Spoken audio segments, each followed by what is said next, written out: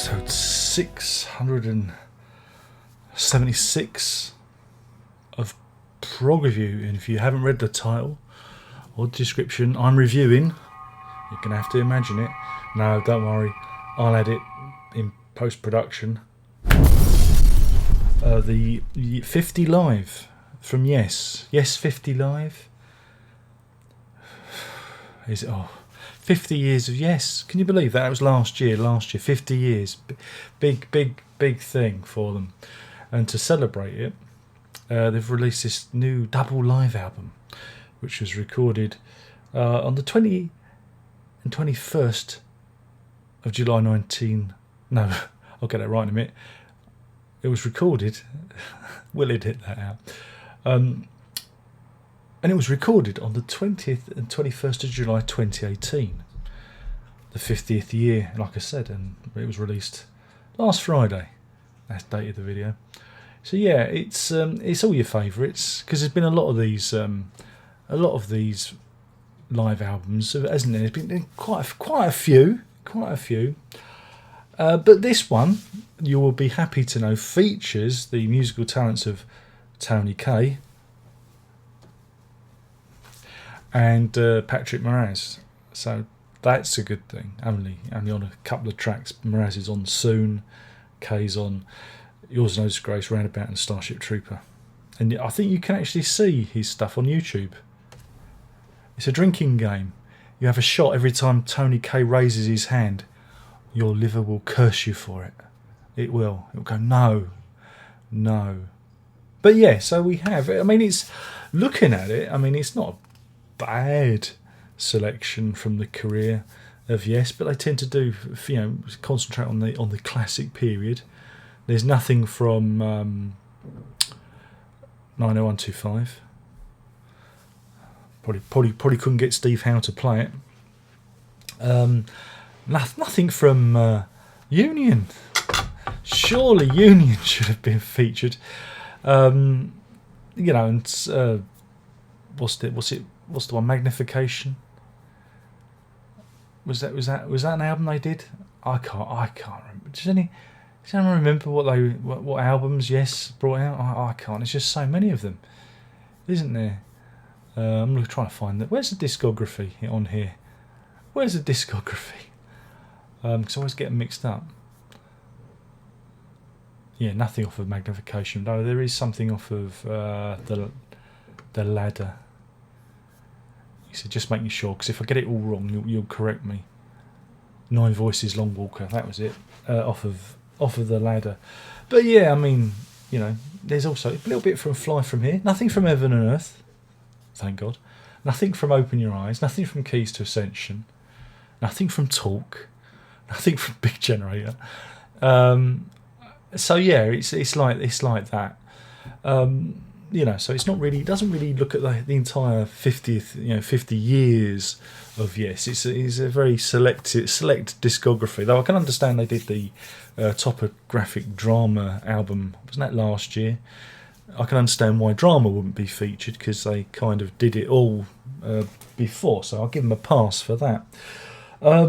Unfortunately, and I mean, this is something I've noticed as these Yes albums have progressed. I mean, thankfully we have like YouTube Music and Spotify and places like that. It means I don't have to buy this. I don't have to buy this record. I can listen to it without actually, crossing Steve Howe's palm with silver.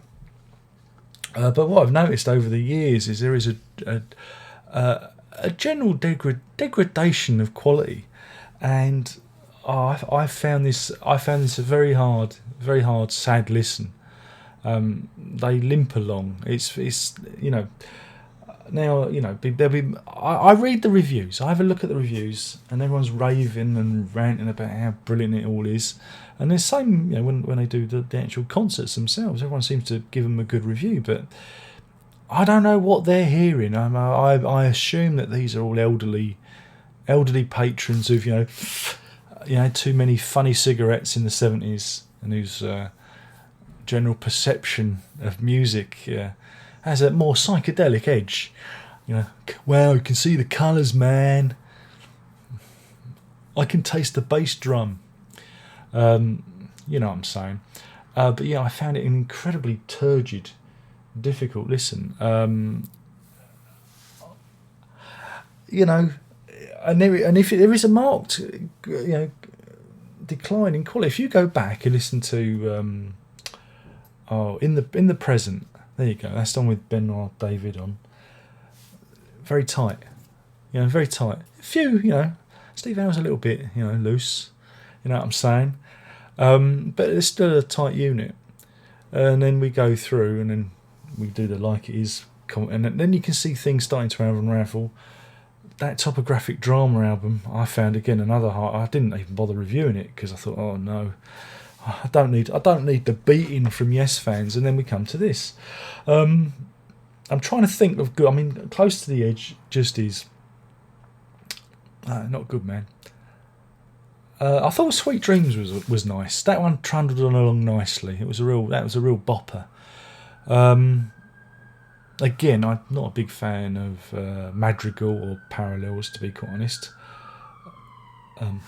They're out to get me. The Yes Police. I'm in trouble. Oh, sounds like you've just parked round the corner. So yeah, I didn't mind that. I'm trying to talk it up. I mean, this is a real nostalgia piece. This is for the diehards. If you,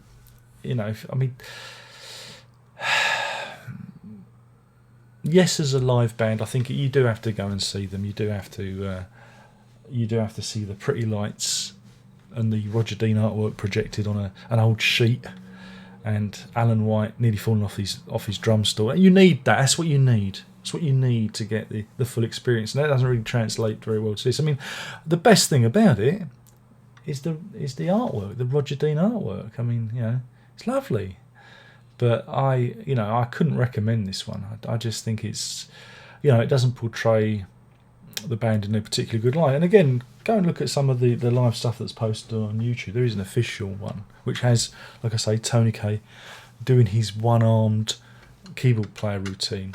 So yeah, it's not good.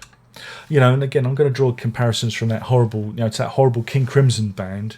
At least when King Crimson play, it's tight. It is tight. But you know why? Because you've got 3 drummers. If one nods off, the other 2 can pick up the slack. It's good. They've got a backup. I suggest that yes, maybe hires 5 drummers. I don't know. Maybe it could be a competition. But now we know why King Crimson. The definitive answer is because they don't want to be like Yes. Like I say, very, very. If you compare them again, Crimson's doing its 50th year this year. So it's like night and day. It's a very interesting comparison to make. Should Yes call it a day? Well, it keeps the old folks happy. I wouldn't want to deny them their last fragment of joy before the Grim Reaper touches them on the shoulder. So yeah, let it carry on. But and again, comparing this to what Anderson, Rabin and Wakeman did, which was very high energy, very, very tight. Again, it's apples and oranges, and it's I just find it a bit sad that Yes are again one of my faves are limping along like this. But hey, I'm probably being too hard on them. I'm just a very bad man. That's why they won't let me like them on the Yes Facebook page. That's probably something else, isn't it? It's probably that's probably a mistake with the algorithm. I don't think they've blocked. They wouldn't do that. I don't know. I'm not that well known, so no.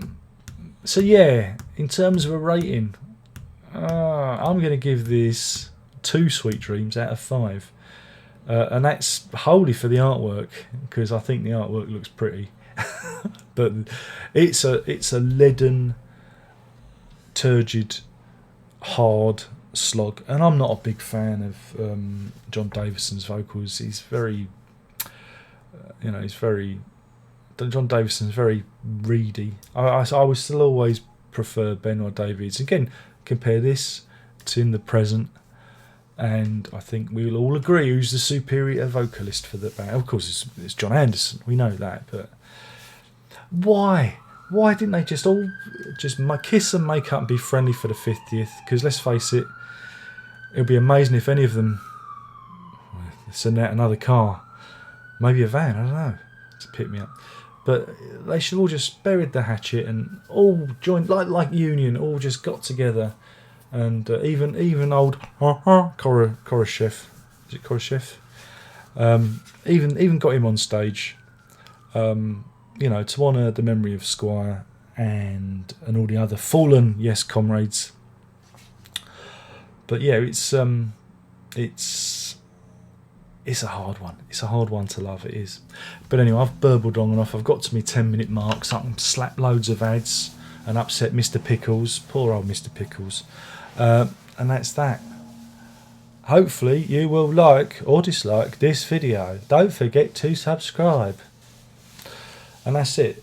My name's been Darren Lock. I've been talking about, and I can't hold it up because I didn't buy it, 50 Live by The Yes. Alright, and it's out now. And you can get it on vinyls. I think there's about 12 vinyls in the set, and there's 2 CDs, and it goes on for nearly 2 hours. I think it's 1 hour 51 minutes. I think that's what it said, unless I dreamt it. But that seems like a long time. Anyway, I've burbled on. Prog on.